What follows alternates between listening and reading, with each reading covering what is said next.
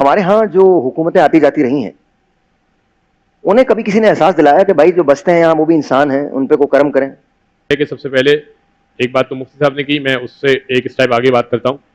کہ چلیں آپ کا یہ سوال ہے کہ حکمران یہ نہیں کر رہے یا وغیرہ وغیرہ. میں خود بھی تو اپنے گھر میں حاکم ہوں, بالکل صحیح ہے. ٹھیک ہے, اور رسول کی حدیث ہے رسول صلی اللہ علیہ وسلم کی کہ ہر شخص اپنی رعیت کا مسئول ہے.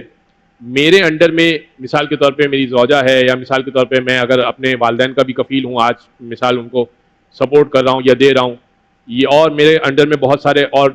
مثال کے طور پہ آفس ہے مثال کے طور پہ, اور جو لوگ ہیں, کیا ان سے الگ سے پوچھا جائے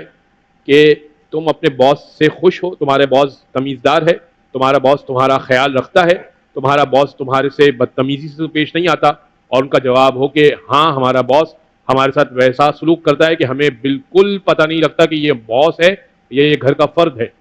اگر یہ جواب ہے, اس کا مطلب تو آپ نے اپنی حکومت میں صحیح طریقے سے حکومت کر رہے ہیں.